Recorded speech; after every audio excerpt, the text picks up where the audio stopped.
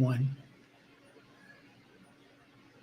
This is the parallel economy, a system where homesteaders like you create, share, and thrive outside of traditional centralized economies. Through homesteading, we're building local networks, trading goods, and sharing knowledge right here in our own backyards. And events like the Oklahoma Homestead Rendezvous are where these connections come to life. It's where our community grows stronger. Join us in building the parallel economy because our freedom depends on it. Get involved, protect your rights, and shape a sustainable future together.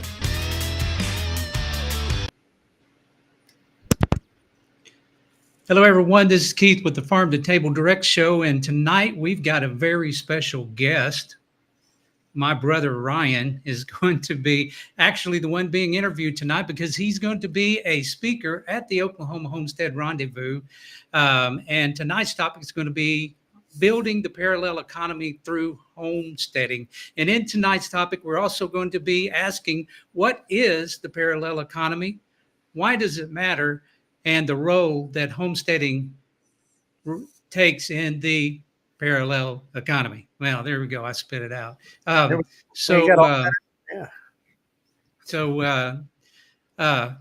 little bit of housekeeping before we get started. I just want to let everybody know, stick around to the end of the show because we are giving away again this week, like we have been every week, a 1-pound bag of the Farm to Table coffee. All right, so it's Farm to Table Direct coffee, and we're going to be giving that away for those who are active in chat tonight. My wife, who is off the side over here, and you can't see her, she will be watching the chat and writing names down, and she'll be putting it in the Rolo so that at the end of this, you will be entered into it, and then I will Rolo it right in front of you, and we'll draw it out, and we will select a winner. Now, keep in mind that this is a live chat event. That means that anytime during this show that you want to ask a question to me or to Ryan, just leave it over in the chat, and we will eventually try to get to it. So, bro, how does it feel being on the interviewee side? You know, I'll have to admit it's a little bit different. I got a little taste, I guess, with Jack from Dyer Family Farms, you know, when we did the open mic. But yeah, this is definitely a different side of things. So, hey. Well, I think you ought to get used to it. Yeah. So without further ado, again, we're talking about the parallel economy here tonight. I'm not sure how many people actually has even heard of this. If you've heard of it, put it over in the chat. If you've never heard of it, put it over in the chat, because I would really like to know if people have heard of the parallel economy.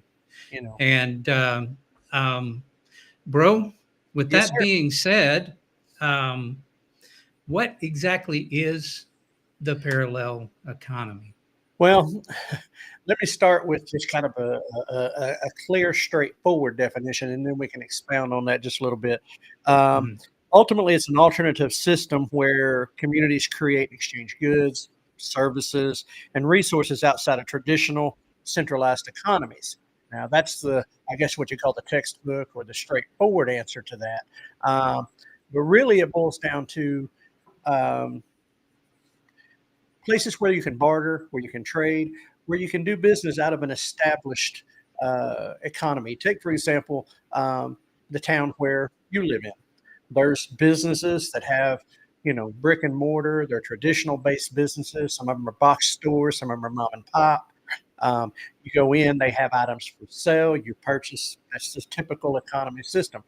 Whereas a parallel works very similar to that. It runs right in with that, but it may be somebody that you know personally, that you go to their house and do business with them, or you meet up at an event, or you meet up at like a farmer's market, which is another prime example of the parallel economy at work.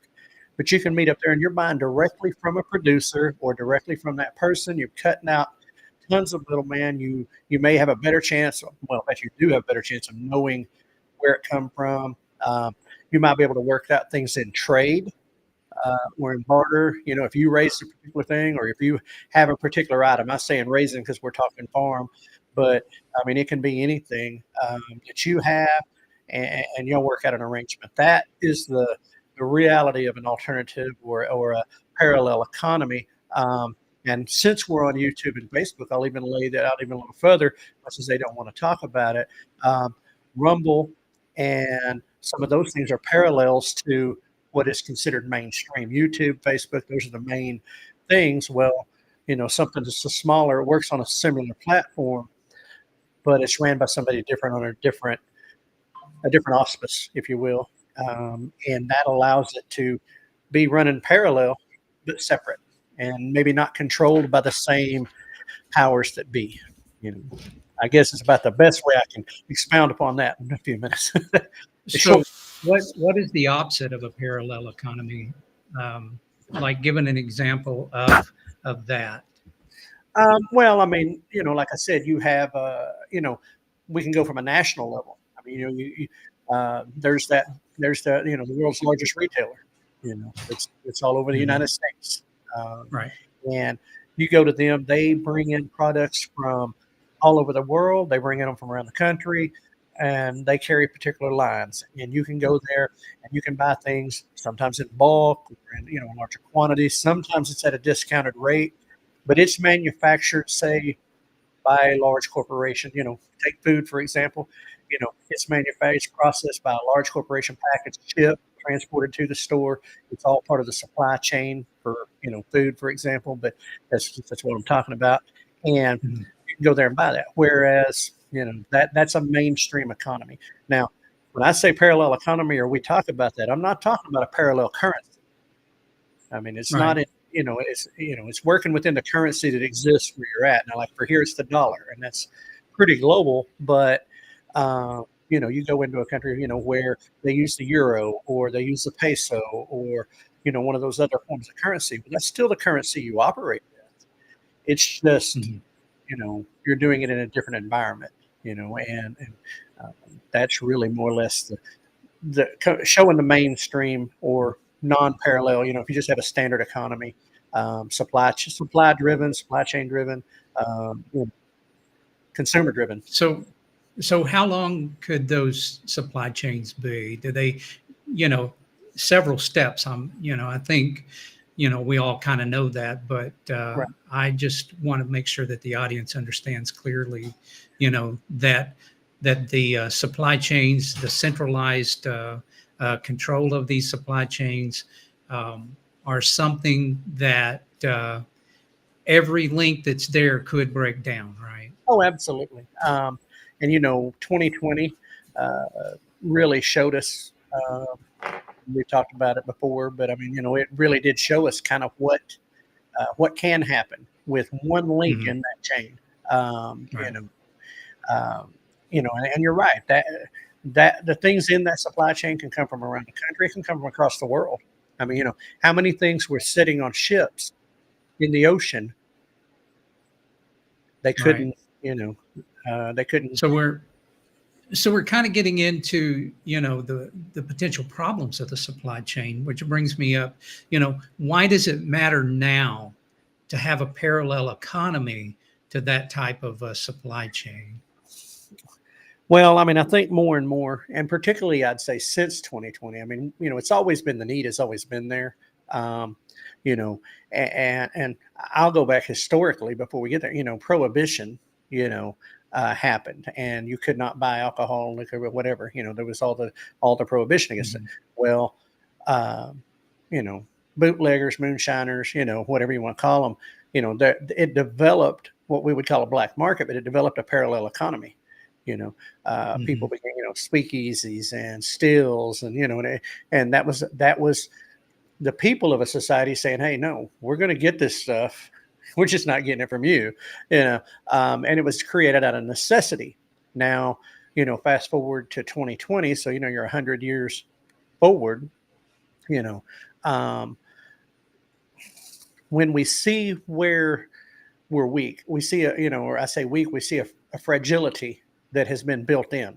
You know, um, then that creates a need. Now, and as we begin, and we've talked it, several times about knowing your food, knowing what's in your food, Mhm. knowing where whatever comes from, you know, uh, having that parallel where you can source this from maybe healthier places or whatever. But it also, in a sense, wrests control away from that central system. You may still use it and you don't try to tear it Mhm. down.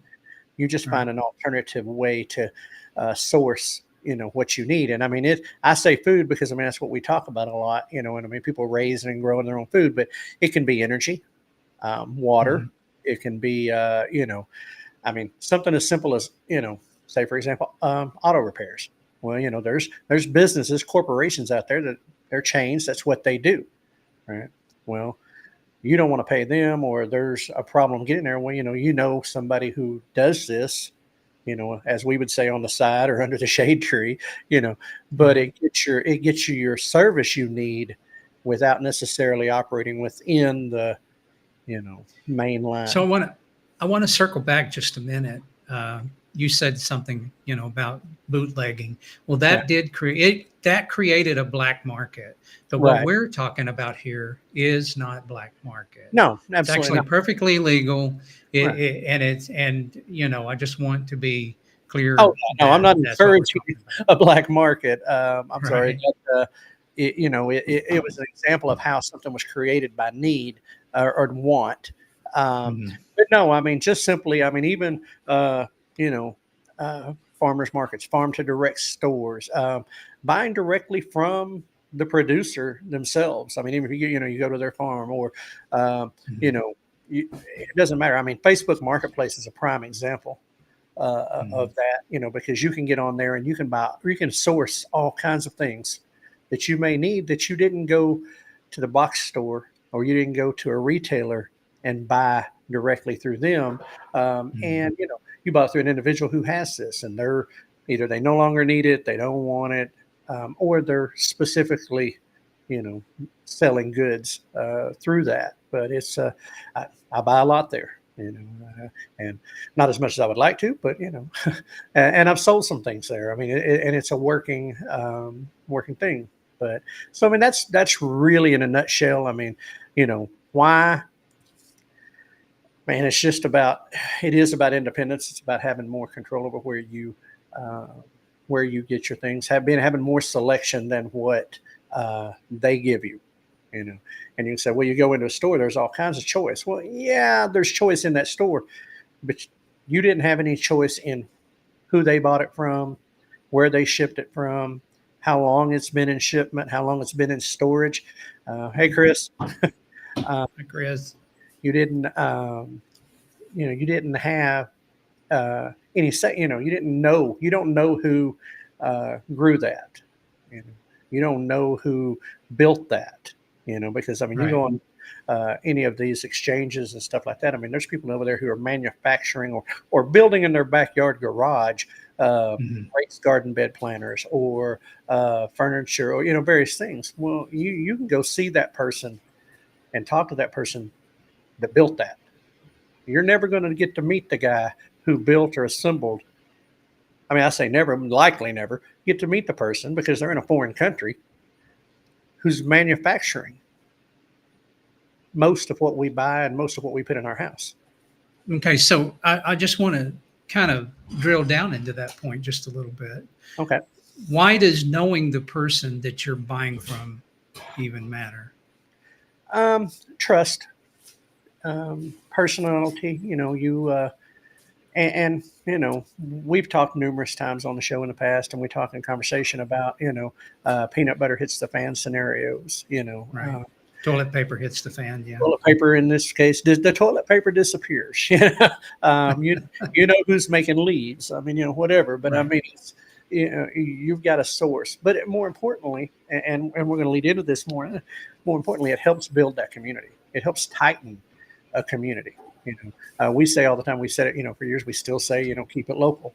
You know, Yeah. uh, and I've shared in conversation with you. I would rather put my hard-earned money into the pocket of somebody I know than to just a random nothing. I mean, if I've got a choice, Right. if I can get that service, and I may even pay a little more for that service, you know, but it's worth it because now I have a relationship with that person. Right. I want to say we're talking about why it matters now that the parallel economy exists. And again, if you guys have heard of the parallel economy, let us know in chat. If you haven't heard of the parallel economy, let us know in chat. Okay? And if you've got any questions about that, let us know in chat. And just a little reminder again, at the end of this, if you're in chat, your name's automatically entered to win a 1 pound bag of farm to table direct coffee. And Duncan family, since you were asking me about that the other Sunday night, you're here with us. Hi, it is your chance to win a free bag of farm to table direct coffee. Right. So bro, and I didn't. The geopolitical environment, and I know some people don't like to talk politics, but the fact of the matter is the geopolitical environment in our country and around the world is driving a lot of what's going on. And, things that were readily available a few years ago are not now. Right. And, we've seen what's going on with the corporations who begin to act a certain way and support certain things that you may or may not agree with. We've seen a change in mentality from some of the larger organizations where the consumer is no longer what's driving the train. The consumer is no longer the one who has the voice, and so, to create that need. And, we talked about this the other day, bro, and I'll just go ahead and hit it now. Those of us of faith, those of us of belief, we're not the most popular people on the planet. And, and within the government and otherwise. And there's going to come a time that, we're marginalized. It's already happening. But there's going to come a time that it's more focused. And I don't want to compare us in the direct sense to pre-World War II to Germany, but when things are falling apart and it's going to the proverbial hell in a handbasket, they want somebody to blame. Well, those of us that are in homesteading, those of us that are in organizations of faith, we can potentially become that, because if we're thriving and they're not, so the more people we know, the more that economy is established of how to get things and who to get things through, the safer you're going to be. Now, if you're a Bible reading person and you read some of those things, you kind of understand potentially, you understand where things may go and how they may get there. But and it's not that I'm trying to say tiptoe. I just, we can sidetrack off on that real easy. But so that's really that need. So I want to, you said that, a lot of people may not want to talk about politics. And there is such a thing as what they call normalization bias. Right. People just want things to go back to normal, what they remember, what normal looked like. Right. And so it's understandable. I want things to go back to normal. Absolutely. But as Rush Limbaugh said, hey, I'm the mayor of Realville here. Right. And so being the mayor of Realville means that you got to at least have your eyes open a little bit. And I forget where it was, Proverbs 12:7 or something like that is talking about a man who sees, something coming and prepares that, that he's wise to do so. Right. And so,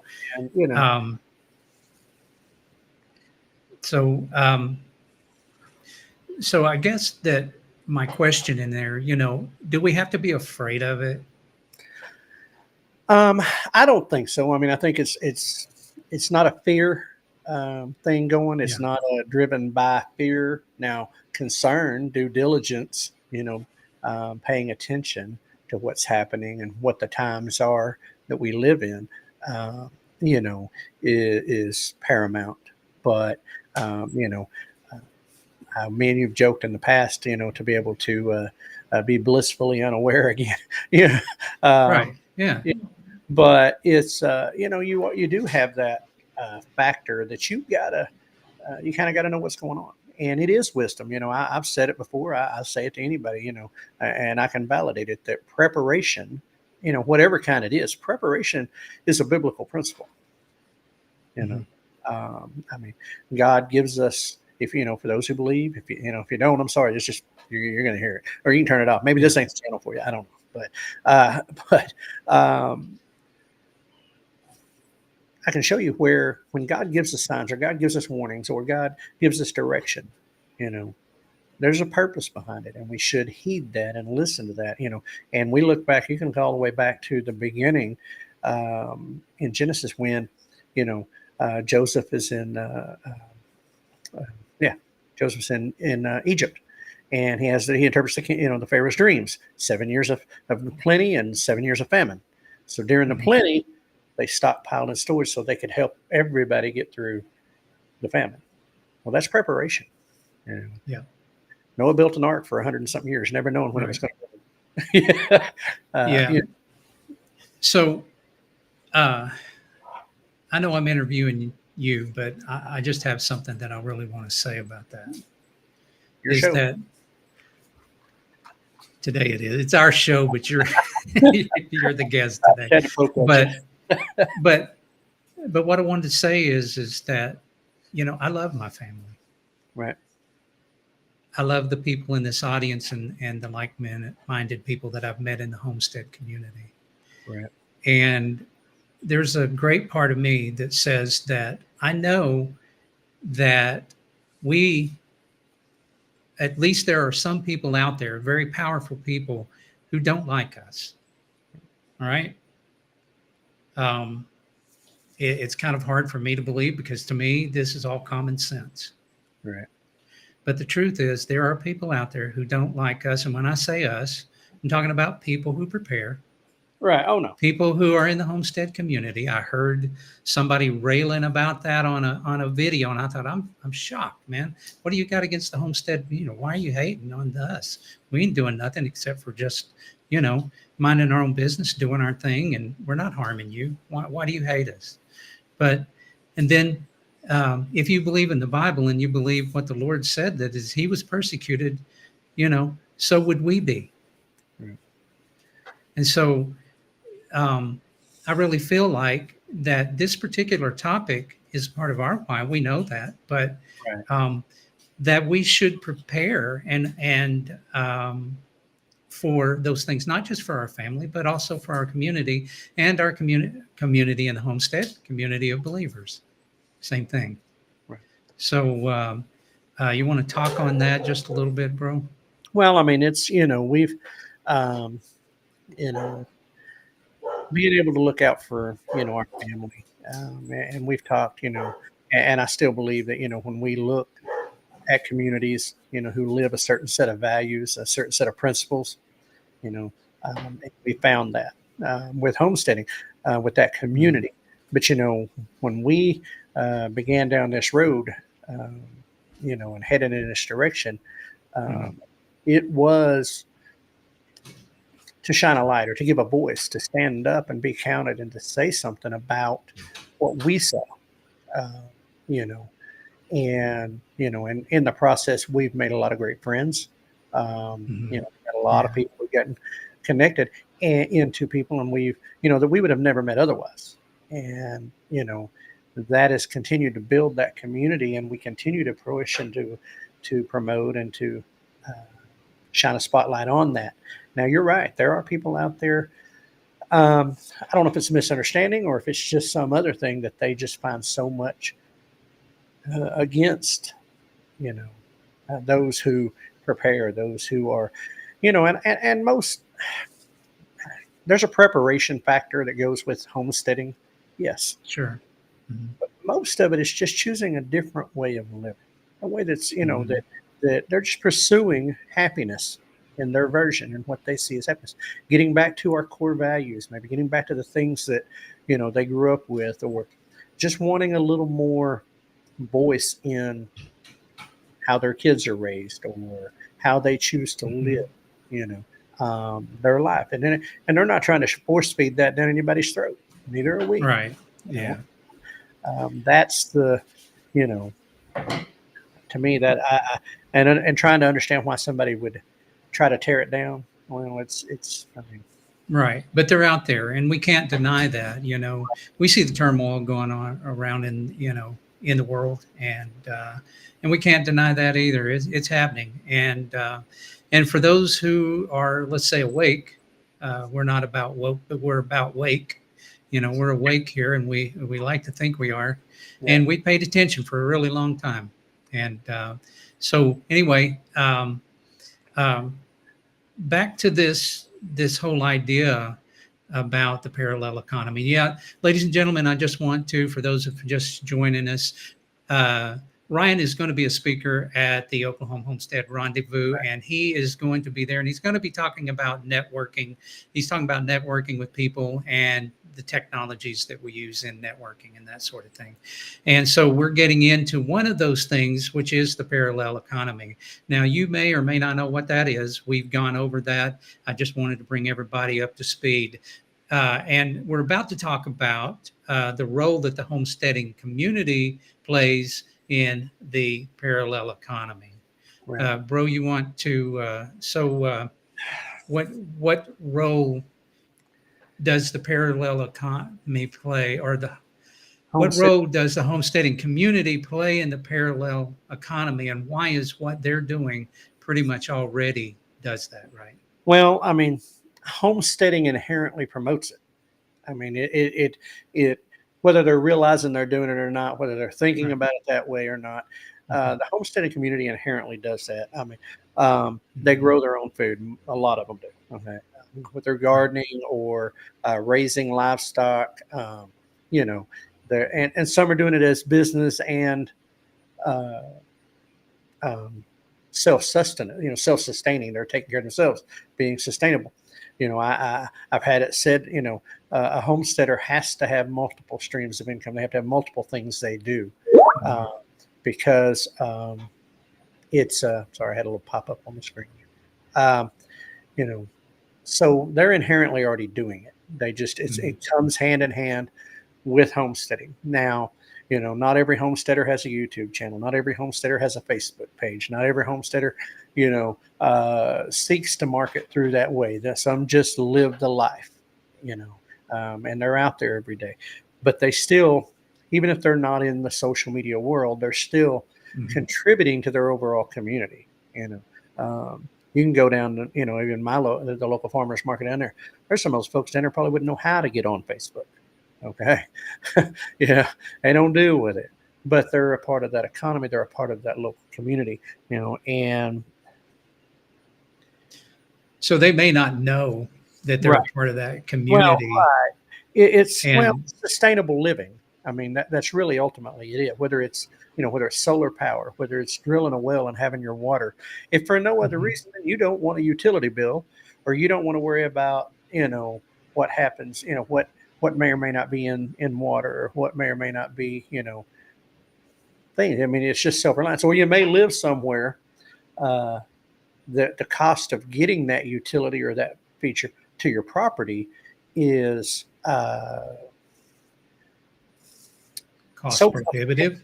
Right. Yeah. I just talked to a lady the other day, at our farmers market, that they still don't. They're in the process. It's being done, but they still don't have rural water to where they live. They have. She's got Mhm. a big old tank on the back of her truck that she goes down and fills that tank up and drives it to her property, and that's how they get their water.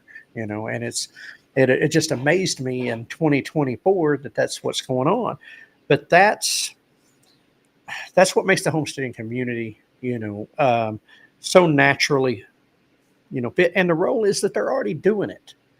They're not having to do anything special. They're not having to go out and build this infrastructure or build this system. Mhm. System already Right. exists. They're already doing it. They've been doing it for a long time. You know. And sometimes in generations. And let me pull this up real Yeah. Go ahead. quick. Pull that up. Yeah. The Duncan family farm said, "What brought us to the community is not a desire to have a title like homesteader or prepper, but more about doing life like Grandpa and Grandma did it, which is preparing and homesteading." And I think that that's really the point that you're making. Not everybody comes to homesteading from the same place, Right. but there's still a lot of people that's coming to homesteading, whether grandma and grandmother did it, my grandma Right. did it, my grandfather did it, my uncles did it, Right. and so we grew up on a farm. Not my mom and dad, but Mhm. my grandparents. They Yeah. were on a 1,000-acre ranch, and we got to go to one of the favorite things that we got to do. And I seen that way of life. And of course, then I would have been thought of as a city slicker because, you know what I mean, long hair, leather jacket, the host, that kind of thing. But um, so I'm dating myself, but um, so we don't all come from the same place.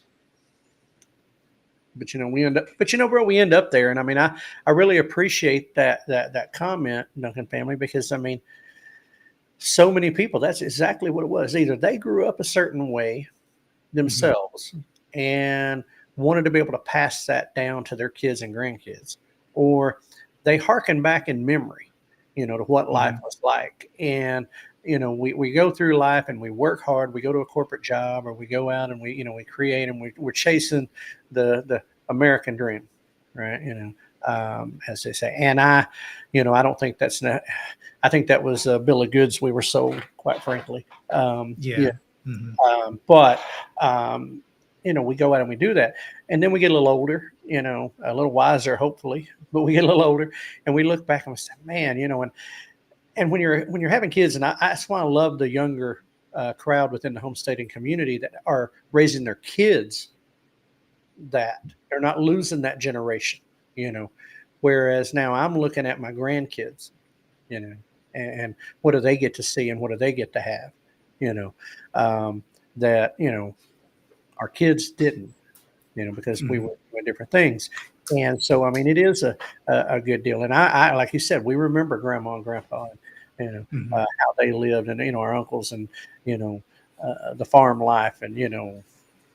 they, listen, that, that side of our family, um, you know, they bartered and traded and did deals like that all the time. That's how they Right. survived Mhm. a lot. Mhm. And so Mhm. we got to see it firsthand. And so, now to be able to go back Right. and bring So, that is still alive, which being brought back, right. It is, and we almost lost a lot of knowledge. Now, let me ask you this, and I know my why that I got into prepping, okay, but I want to know your why that you got into homesteading. um, it started out on a couple of different levels. I mean, one, from my bedroom window to my neighbor's front door is 14 feet. I lived in a subdivision.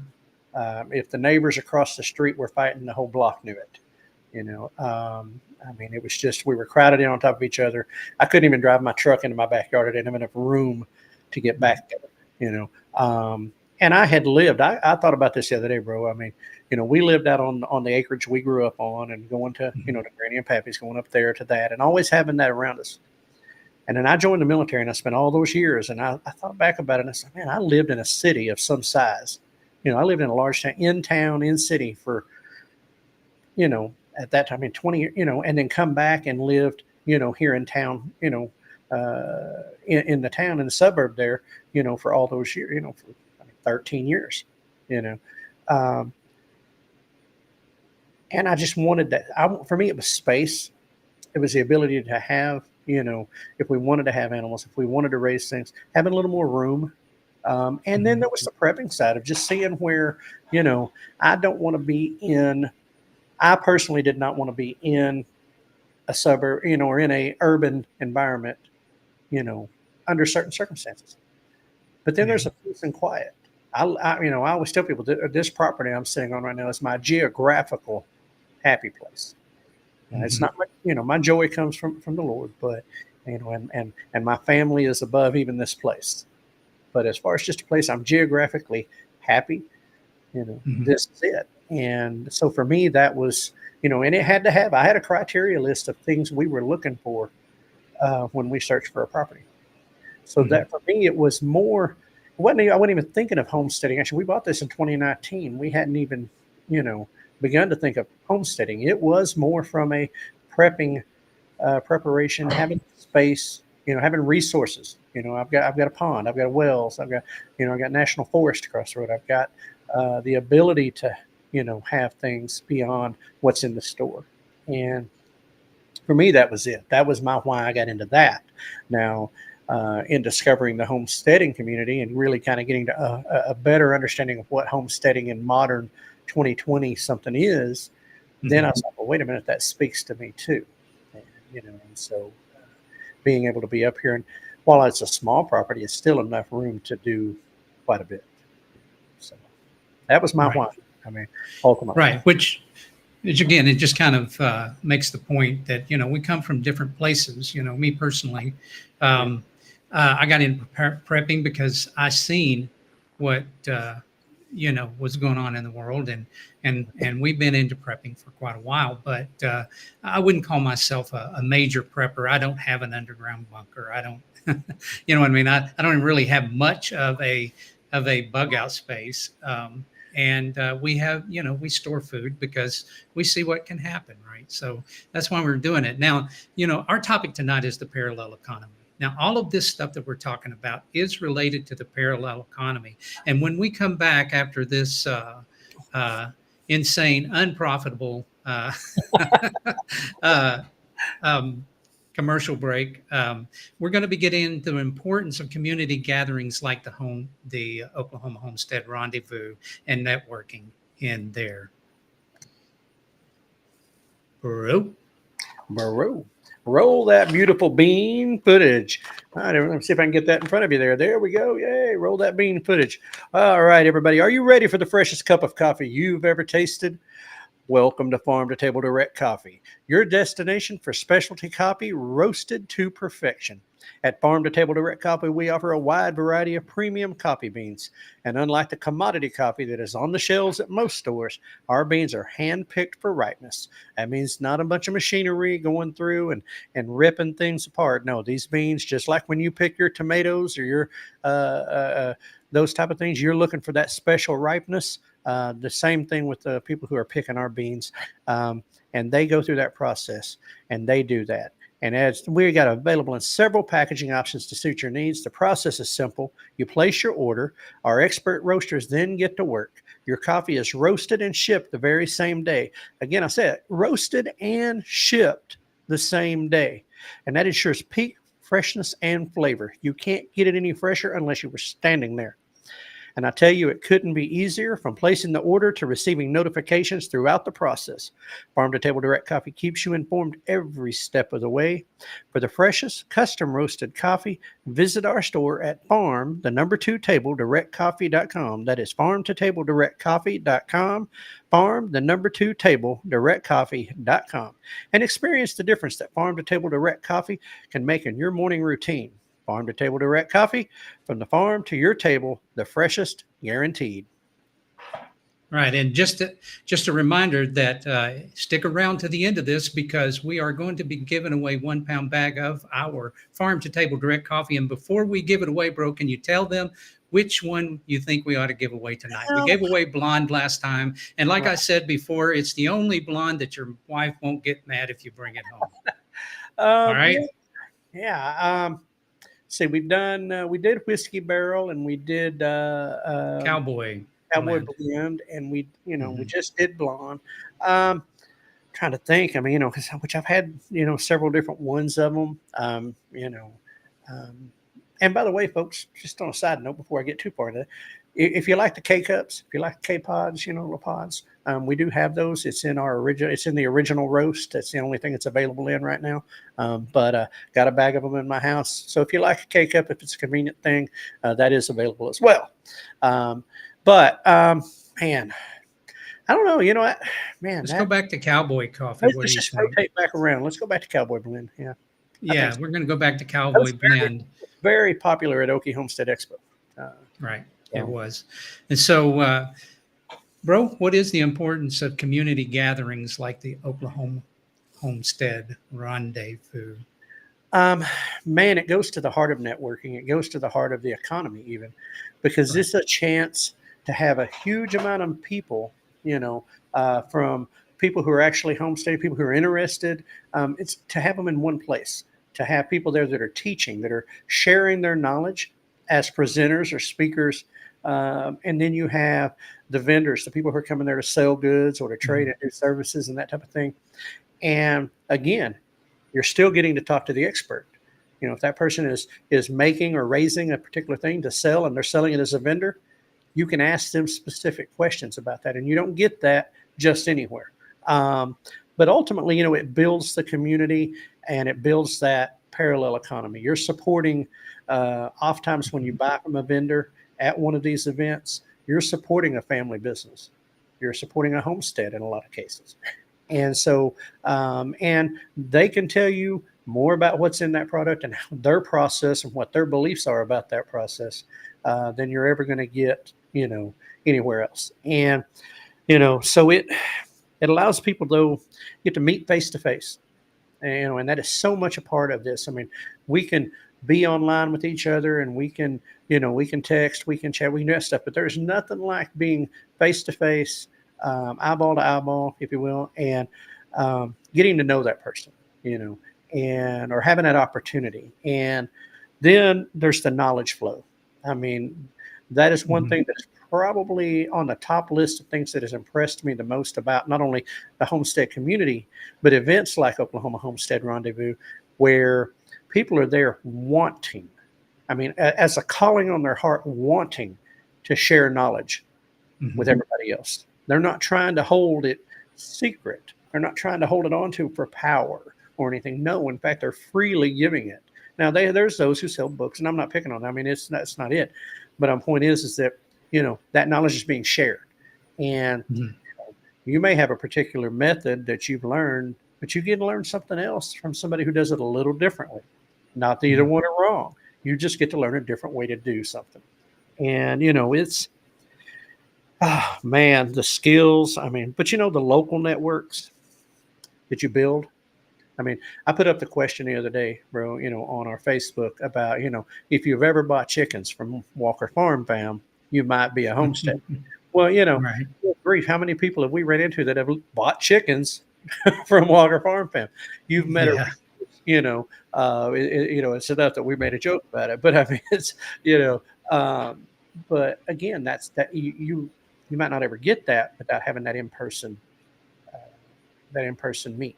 Right. You know, So, so can you give me a little bit of a scenario to where if things went south, whether it be a tornado rips through a neighborhood or a community and tears it up, or we have a flood or natural disaster or unnatural disaster, and we've had both. And so, um, can you give me an example of why, if you're networking with people, that could make a difference? well, first, I mean, we've said this time again, when networking, don't come at it with the approach of what's in it for me, but make a friend. Mhm. Right. Build friendships, build relationships first, but because so that when things occur, like you said, natural disasters, unnatural, whatever, things happen. And listen, hurricanes are big right now, tornadoes. I mean, every year, earthquake. I mean, they're all over globally and here in the country. Here, just this year, many of our homesteading community was affected by tornadoes. Right, Mhm. and one, if you're in that network and you're networking, you're building a community around you, and this don't have to be at homestead, I mean, it don't have to be homestead. I mean, it can be in your community, getting involved locally in your own town. But you know who to go first and foremost. You know where resources are at. But two, those people actually care what happens to you. They and so you'll see them rally around differently. And Mhm. and if you're not known, I mean, okay, if you're an unknown entity in your community or in where you live or in this, if you're an unknown entity, it's not that they don't care, but they don't know you. Right. And the importance of networking in that aspect and in the homesteading aspect is not only knowing where to get things, but in a disaster, they're going to send to you. I watched it, this year, um, in the homesteading community, the support that they have for each other, the rallying around each other, traveling distances to go help each other, getting fundraising going in their local community where they're at to help another community down the road because they care and they knew somebody there that was affected by it. Right. I still remember, I won't forget that live that I got on with, when we got on with Jack and Deanna, not Deanna, Dina. I always say it like it's spelled. Jack, and they were en route from Texas because overnight, some family, some close people were affected by a tornado. And they got up in their vehicle and drove several hours away to go check on them, to go be there. And then they were on their way back. Well, that is networking. That's knowing people. One of those was his old Army buddy, right? So, it's like, that's networking. That's building friends and relationships, And how many did we see because of YouTube? How many did we see that literally packed up and went to these towns to help them clean up or to be there for them? And that's on a bigger scale, but just right here in the community I live in, we have a page on Facebook. There's a community page. If you got a need, it can probably be met on that group.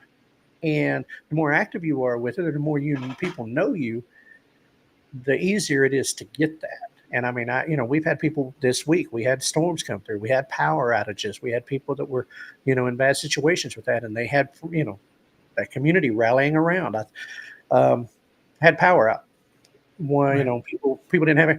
One of the local churches threw up an impromptu gathering at the park and had games and stuff for the kids to get out of the house and be able to come down, and they had food and drinks and stuff. That's the community networking that you want to build, to be a part of that. And that, to me, that ultimately, when a situation occurs, being known, being involved. Being a known entity, right? And so, we are called the Farm to Table Direct Show, and I don't know who's taking the time to try to understand why in the world did you name yourself such a long title. Right. Well, there's a purpose behind it all, okay? But can you give us a reason to why the Farm to Table, meaning to say, how important is your table in community? Yep. Local community especially. Right. That's it. How many times have we talked about, you want to get to know somebody, invite them to a meal, and not just taking them to dinner. That's okay too.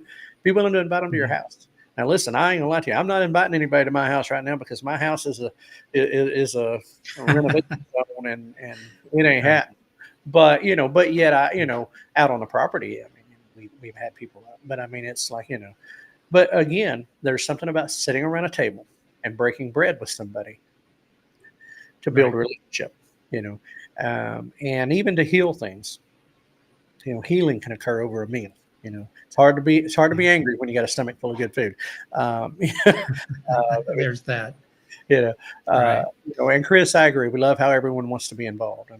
That's the community and with the rendezvous and the expos and those types of things. It blew my mind when I fathomed the idea that 3,000, 4,000, 1,500, and I don't want to quantify that if you don't have, I don't want to say if you ain't got this many numbers, you're not important. No, these little gatherings, there's several that occur around where I live, that little gatherings that, they're not going to be that big. They're not on a national stage, but they're still getting together. They're still doing things. They're still building that parallel economy, and they're still working on a local level and at the smallest level possible. And that's where it needs to be anyway. I had a neighbor, 4th of July, brought me some potatoes. Okay.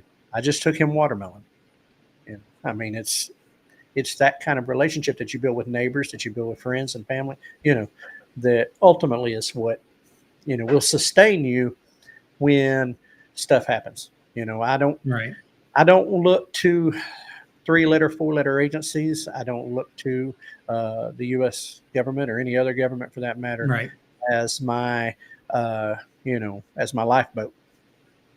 It's and when stuff happens, I'm calling friends and family. I'm calling my church family. I'm calling my, my blood family. I'm calling that's who I'm calling. and that's who that's who I know will come. I know will be there for me, and that's what it's Okay, about. so talk to me a little bit about uh, events like the Oklahoma Homestead Rendezvous. Um, and what's been your experience with past expos about relationship building? So, specifically, has things happened to you at an expo that you didn't expect and it opened up doors that you didn't know about? Oh man, I guess honestly, I mean, one, the welcome arms. I mean, you know, we were an unknown in this community. Last year when we started this Mhm. journey on this part of the journey, and so we go up there and you get to meet people, and then you get to find out things in common, and and we went well.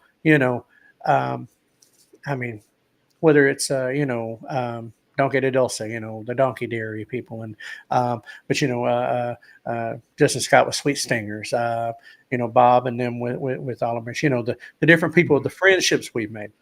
But this Mhm. last year, I mean, back in the spring, when we went to Okie Expo, I mean, out of that, the invite, or the reach out from the founder of Ozarks Homesteading Expo, you know, that was an unexpected, never seen it, didn't think we were there, didn't, but that person saw something about what we do, saw the value, I believe, in what we do, and wanted Mhm. us to come be a part of what they're doing up there.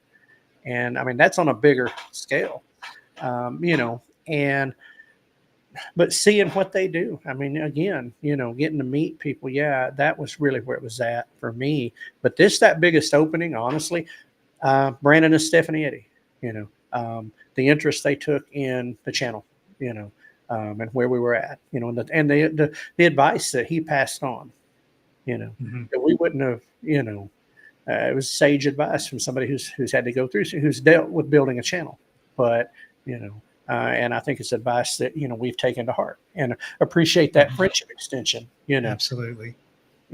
Right. And And you let's know, not to mention Chris, not just because she's in the audience well, tonight, but because but we've met Chris as a result of being a part of this community. right, and that was, and I'll share. Chris, correct me if I'm wrong, but uh, we were getting ready for Okie Expo, you know, and of course all the preparation that goes into getting things together for one of these things, and especially when it came 3 months earlier than we were expecting it to come. Yeah, Mhm. so we were having to change focus real quick. But I had saw the Oklahoma Homestead Rendezvous Facebook page, and it was still very early, and it was an idea right there. I mean, honestly, it was just an idea. It was, but she was putting it out there and was getting a gauge of interest. She was reaching out to the community, and so I reached out to her, and stuff, and said hi, and I was interested, but right now we were uh, focused on Okie, but I would, we'd be back in touch. Well, I had to be true to the word of that. So when we got done with Okie and we were kind of that, and you got back in country and everything, uh, we reached out, and then that began this. And Mhm. yeah, we would have never, I mean, Right. without that community and without that experience, yeah, Chris is a prime example. And now, helping, behind the scenes and whatnot, but helping her, and her people. Yeah, you met us, and well, you met, and you're still hanging around. So I don't know, uh, I don't know about you, Chris. And who but we're talking about, of course, is Chris Thompson, who is the founder of the Oklahoma Homestead Rendezvous. For those who don't know who Chris is. and through Yeah. Chris, So, met Jack Dyer, met mhm. Dwayne Hall, HLC. I mean, so many people, all the ones we've interviewed in this speaker series, and some that haven't yet been on the Right. series, that wouldn't have met without those connections, and as a Right. result of being involved in these expos and these events, and even the things we learned about these events and what it takes, wouldn't have been possible. And so, yeah, it's Right. and I It's a mean, part of our story, right? Which is still being written. yep, absolutely. And And you know, just without them, I mean, there's just no way we could, you know, That Right. ability to have that personal connection um, Right. only comes through these events. And I mean, we can get to know each other online, but there's something different when, again, as I've said before, when you meet face to face and you get to, shake hands, Right. and, if you get to if you find in the midst of that or outside of those events, you get to learn to spend time with each other, you know, Mhm. and there's several of our friends through there that there's little inside jokes or there's little inside things that come from only from being in person, Mhm. and so I mean, Right. yeah, So, do you it's really believe in today, bro? Do you believe that in today's world, I think decreasingly so, or maybe increasingly so, we have become so antisocial. Now we're social on social media, but we don't want to go out right, and see people or be with people. Not, and when I say we, I'm not putting everybody in that bucket. But right, remember, we're talking about the parallel economy here and building the parallel economy, really realizing why it's important today. And right. networking is a big deal with that. So, getting out now, at least for me and for many people that I know, they see that this is part of building the parallel economy. Absolutely, and social media, these little doodads right here, um, Yeah. you know, we're more connected cyber, we're more internet, we're more, social media profiles, cell phones. I mean, we have more knowledge at the tip of our fingers than we've ever had. We have more Mhm. opportunity for getting, meeting or getting to know on a digital sense. But what's being lost is person to person, you know, uh, and that connection that comes from that. There's, I always tell somebody, anybody can tell you no on a phone. Okay? It's real simple. Right. You know, it's a little different when you're standing in front of them. They may still, but it's different. I can make a deal with somebody. Well, in fact, I just sold a middle plow here a few weeks ago, a couple weeks ago. Uh, Online profile, met them on, his marketplace. They wanted to buy something I'm selling. We agreed to meet. We went. We made it a business transaction. But yeah, when I got to talking to them while I was there, like-minded, you know, um, got their property, believers in the faith, up to date on current things, a lot of things in common, and gay, made a different kind of connection because it was an in-person transaction. I would have never not to have known anything about them just doing an online transaction. I mean, my wife and I do online transactions weekly. I don't know anything about those people. Um, you want to get that? Chris kind of stopped my tracks. Yeah, I think I should put that up there. Oh, sorry about that. Um, yeah, I It's think 2020 made us realize we really don't like people. I I don't. don't like, I've learned that I don't like certain people and I don't like certain institutions or trust them as much as I did before. That's what I learned. Well, I mean, listen, I've struggled with crowds for years. And that's Mhm. just time in the military, just other things. But without picking on her, my wife is kind of more, y'all. She's more introverted. She prefers to be home. She's around people all day at work. She wants to come home. She don't want to deal with people. Right? She's perfectly happy, you know, being right here at home. I'm more social than she is, so I have to have a little different social interaction level, Mhm. and it's understanding that about yourself, what you need or what you don't need when it comes to just daily, interaction, and we've talked about activities you got to do to make yourself leave the house, you know. But and 2020 didn't help people like that because it was real easy for them. It wasn't. I always say COVID didn't affect me, and I use the C word, but and look at us go creating a crowd. Yeah, you just invited a thousand Good of point. your closest friends to a gathering. Yeah, um, Right. you know. But it's, I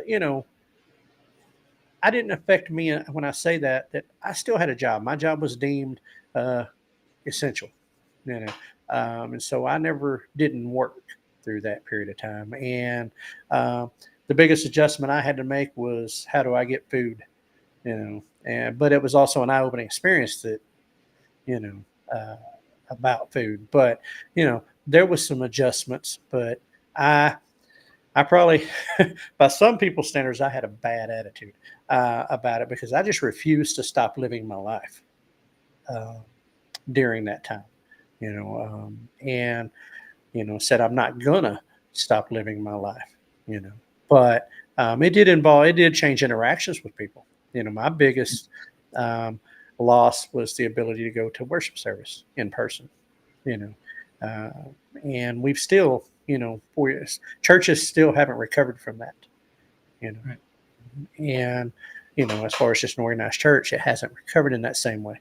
Because I'm not going to lie to you, there's something about sitting at home in your pajamas, eating your breakfast, watching somebody preach or listening to it online that is easy, or it's convenient, but you miss the interaction. Well, it's no different with farmers markets or going to events like expos, going to any type of social events like that.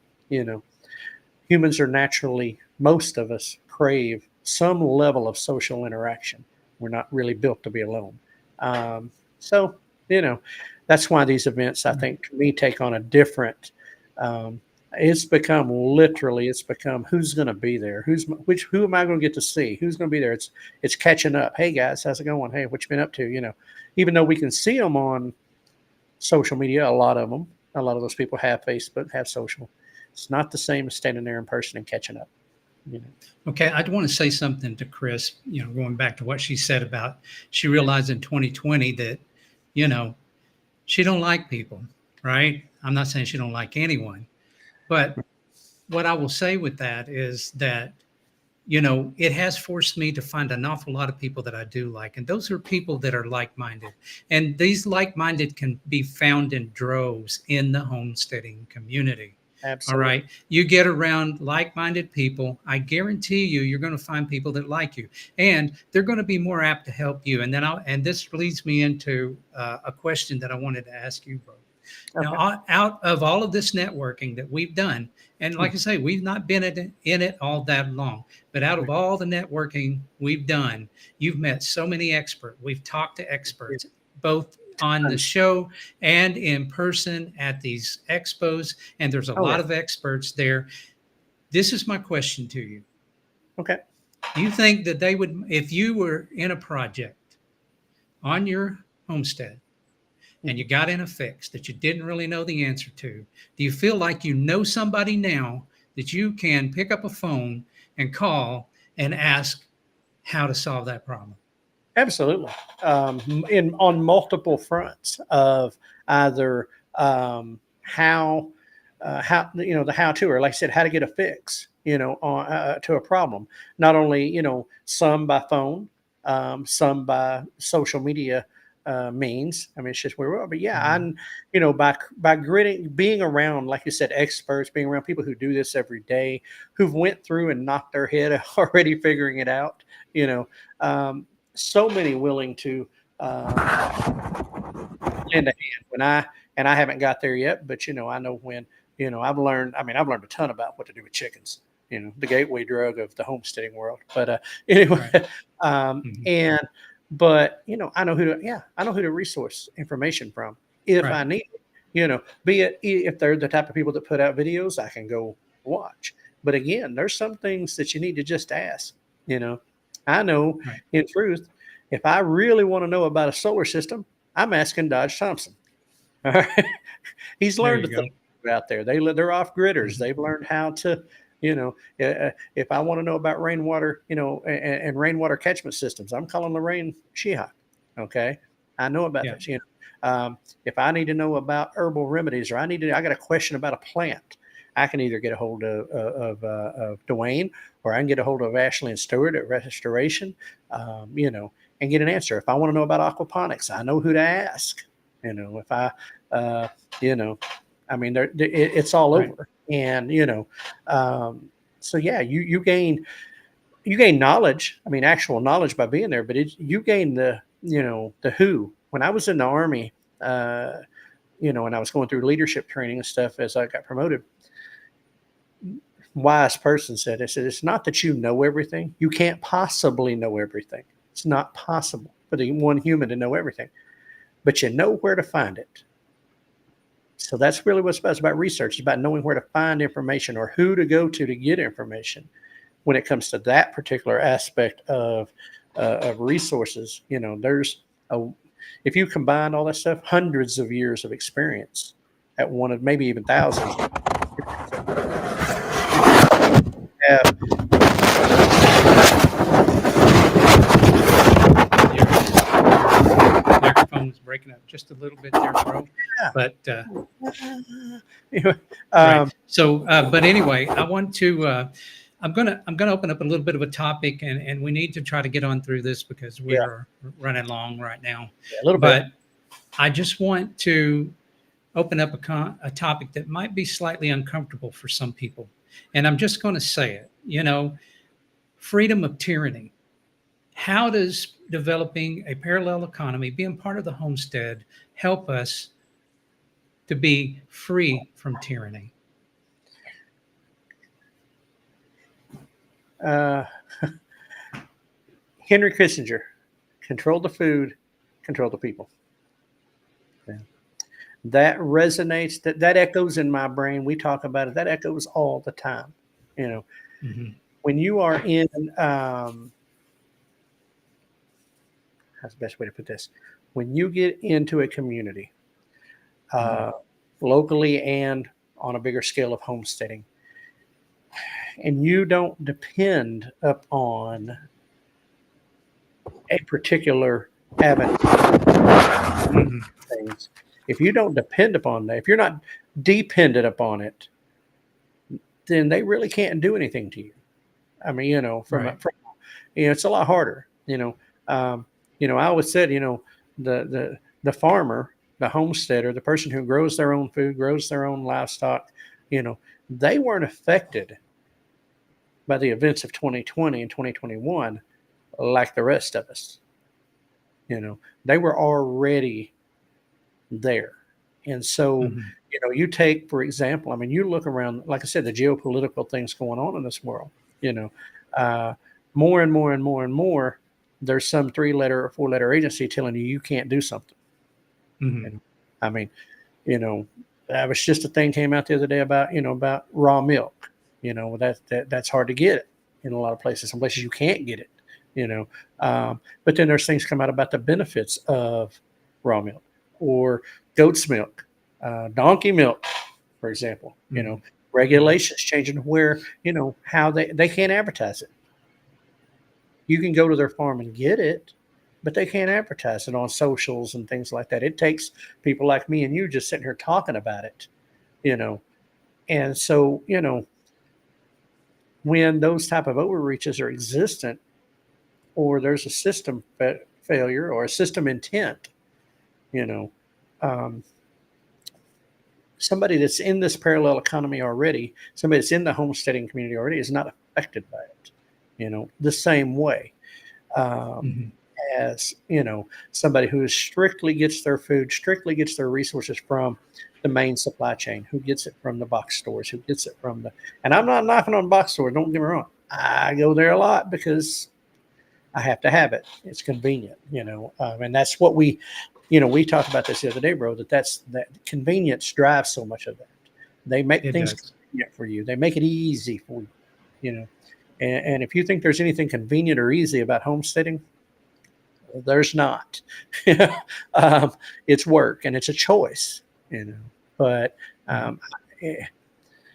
the freest people you'll ever meet are those who are not dependent upon an organization, a government, anything to supply them their needs and of life. Right. So we're talking about the parallel economy and why it's so important as it pertains to human rights. Okay. Right. And so I don't want to spend very much time on it. I want to be really concise about this, but the point is that when our supply chain is centralized, there are so many links in that chain, and we don't control them. We're out of control, and when we're dependent upon those things, right? And we've got a show out there that where we're talking about ditching the supply chain. Now, we don't mean ditching the entire supply chain.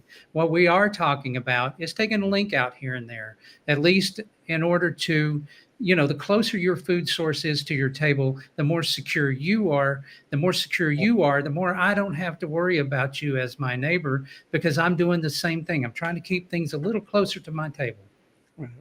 And I'll you talk about the human rights and freedom from tyranny, but I mean, there's people we know, and I'm not going to get off chasing it too far, but they take what they know, and they go into these third world countries, and they teach so these people can feed themselves, because where they Right. live, it's resources are thin, and there's places around the world where literally, if the government or whoever's in charge doesn't give it to you, you ain't getting it. And I don't ever want to be there. Right. And that's what, because if they control the food and they control the medical and they control these things, which, okay, and you're completely dependent upon that system, then you got to comply or die. That's, and so a Right. parallel economy and groups like homesteading, where it's not individual, but it is independence. It's it's sustainable living. It is a sustainable culture, and it's a culture that understands the value of a community, and that it does take us all, and we all are stronger together. Mhm. Um, if you don't have that, you got to comply or die. I mean, that's really, and we see it around the world. You don't got to just look here. I mean, here in the USA, look around the world, you know, um, at places where tyrannical, rule Right. is the order of the day. Well, well, let's just talk about the supply chain in the United States. Let's say with the big chain stores. How many days, bro, did they have? How much food? 3 days 3 days of food. max, max. Right. Yeah, So if something goes down in that supply chain, where are we at? right. And if you think that there's people out there who don't have a vested interest in breaking down our supply chains, think again. How often are we hearing right now is cyber attacks on different companies affecting Absolutely. people all around the world right now? That's a And, real thing. Okay. and bro, I want to And add a go ahead. caveat when I said 3 days. That's quote quote experts, the books, the paper. That's 3 days under normal circumstances. Right. Okay. Now, those of us who live down here in the South, you know, um, try going to those box stores after there's been an announced cold front coming, or there's an announced weather, tornadoes, whatever. Good luck, because the runs that have happened on the stores in that time frame, empty Mhm. shelves overnight. I mean, just boom. If you ain't there, you ain't getting, because it's going to be gone, because they haven't got a run on it. So, like I said, that's under Right. normal circumstances, 3 days. Those are Right. abnormal circumstances. It's not gonna, and we're talking essentials like water, because people don't have, means to get that. Or, we always joke about Right. bread, we got a lot of bread, yeah, but, and hot dogs, but, there's those runs on things that people go by, and it wipes it out in a day, not 3 days. So, how does being a part of the parallel economy help us to curb that? Again, it's dependence, and then it's also um, knowing other resources besides that. That's the parallel economy is an alternate resource to get your supplies, to get your food, or to carry you through. Now, listen, you know, it's not the farmer or the homesteader down the road's job to take care of you. That's right. You have a vested interest in your own survival. But if you're investing in your own survival and you're working within that community, you're going to have help and they're going to have help. And it's circles around circles of people who know each other in layers, if you will. And so, because that's how it works. That's what makes it work is, again, knowing people. It's being known entity and getting to know. And, we say this to each other all the time and making sure we stay humble is give more than you receive. And I always say, I read this today, give without expecting anything in return. Right. And so if a friend in need is a friend indeed kind of thing, and it's so, when you're doing those things, you're getting involved, and you're giving and you're contributing, well, then it's going to come back. And yeah, when something like that happens, either A, you're already prepared, or B, you know who to call, you know who to go see. You can go to your neighbor, and they'll help you because you're a community, your neighbors, versus, somebody you've never met and you show up at their door. It's probably not work out real well. There's compassionate people, but you can't depend on that. Yeah, bro, I think we're going to end it on a high note because that is a very poignant point, okay, that I really wanted to make here. And it's not because I want to scare anybody. I don't. And I'm not going to lose any sleep over it tonight. I've been dealing with this stuff for years now. But but to bring it to people's attention, I think is extremely important. And I think that if we don't prepare for the unexpected, then the unexpected is going to happen and you're not going to be, counted among the people who know you, you know what I mean? That they know the like-minded people and that sort of thing. So as I said, we were talking about the parallel economy tonight. What is the parallel economy? It's like when we trade goods and services and products and that sort of thing in something other than in the centralized, centrally controlled, larger box stores, large supply chain things. It's the homestead community. It's kind of what the homestead community does. All right. Yeah, it embodies that. So, all right, bro. With that being said, we got a couple things to do. We do. One, we got some coffee to give away. That's right. Yeah. And for those of you who are in there, if you have not entered anything in chat tonight, you better say hello or else you don't get put in this little Rolo over here, our little Rolo basket over here to get drawn. Now, let me wrap up just a couple things. Yeah, Chris, you're correct. We can't beat the friendships we've gained and completely blessed. 100%.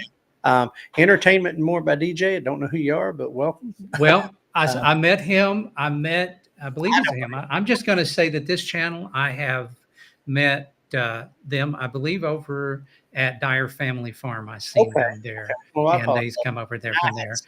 And congratulations on the 100 followers. Absolutely.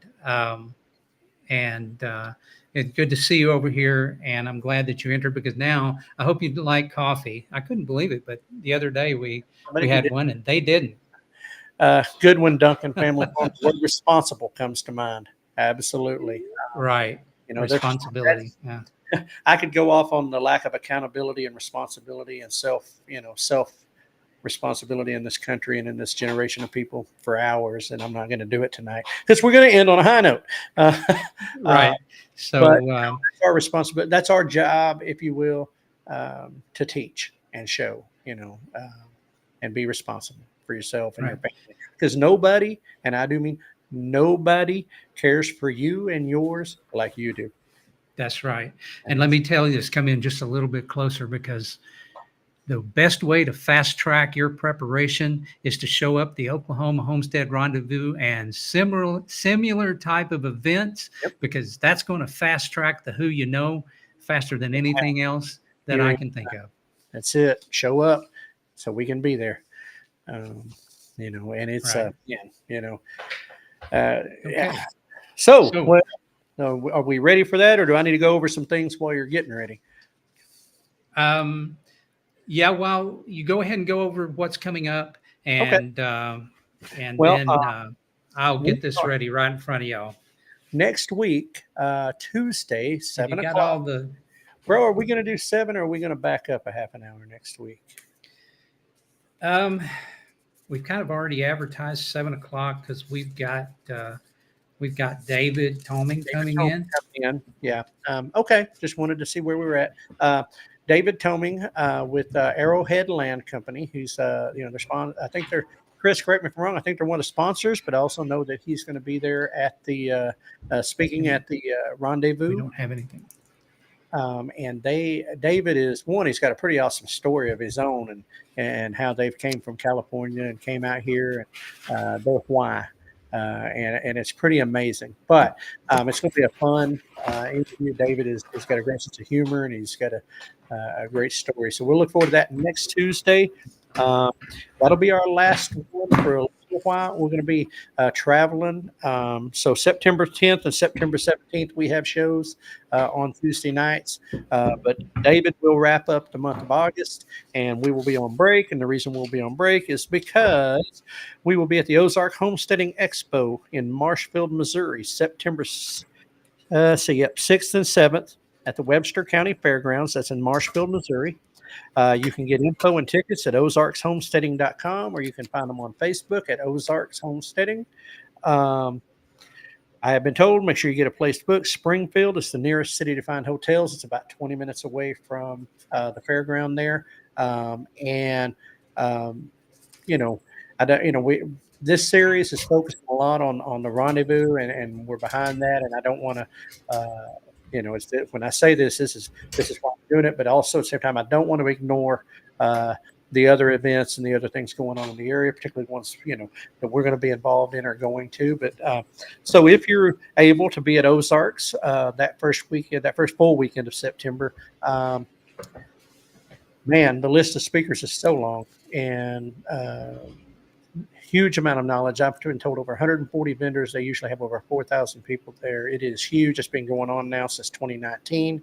And so it is definitely worth the trip. It's the ticket's $50. That gets you both days into that. And on Friday night, for attendees, they are having a special screening of the movie Homestead, which is not due out until in theaters till December.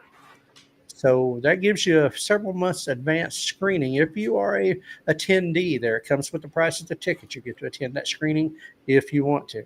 That's on Friday evening up there. So, and we are super looking forward to that, and might give a review when it's over. Let me see, September 15th, Urban Homestead Expo in Oklahoma City at the Oklahoma State Fair. That's on a Sunday. It's a one-day event. It starts at 11 a.m. They're at in one of the facilities up there. You can go on to Okie Homesteading page, and they have a flyer. They have that information up there.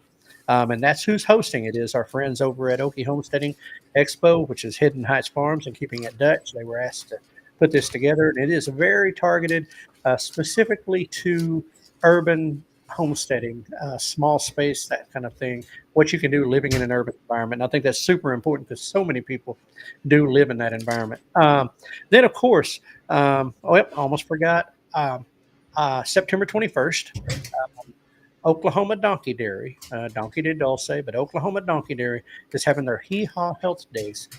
They have it on their place where you can go out there and see the donkeys and all that. And they have games set up for the kids. And it's to raise awareness, health awareness for people with pandas and stuff. And so you can go onto their page, Oklahoma Donkey Dairy, and read their story. It's phenomenal. Or you can watch. We've got a video where we talked with them last year, and are hoping to get a chance to talk to them again soon. And but anyway, and of course the one we've been talking about all night and all week and all month, and we'll continue to talk about until the day, is Oklahoma Homestead Rendezvous, McAllister, Oklahoma, at the Southeast Expo Center, September 27th and 28th. We are a sponsor of this event, and as we've been talking about tonight, I will be speaking on networking, parallel economy, community building, and some of the technology that's out there to help us with all of that, and with honestly to help you with your farm, help you with your homestead. So you can get more information on their Facebook page, Oklahoma Homestead Rendezvous on Facebook. Um, we are needing volunteers. Absolutely needing volunteers.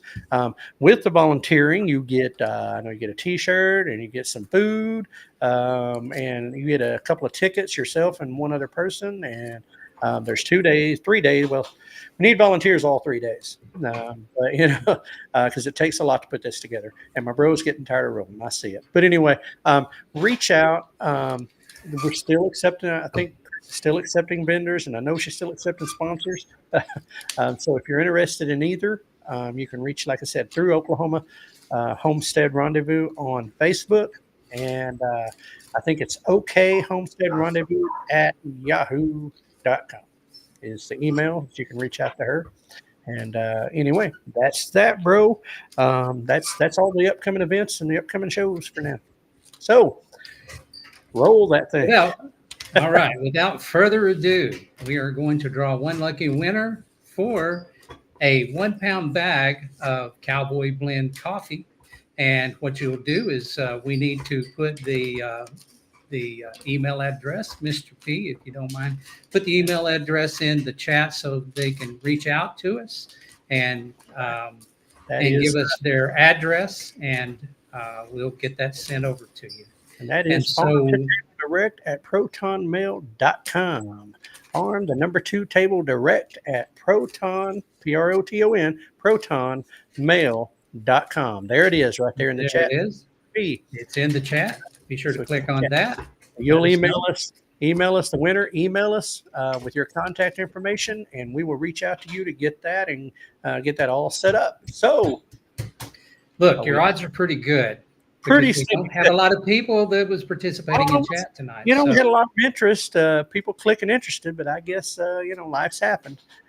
Yeah. That's So all right. anyway, there, right. So for the people that are in here, I am not going to look at this. I'm just going to shuffle it around here and see if I can't pull out. He can't see anyway. This folks. week's. That's true. This week's lucky winner. And this week's lucky winner is Entertainment and More by DJ.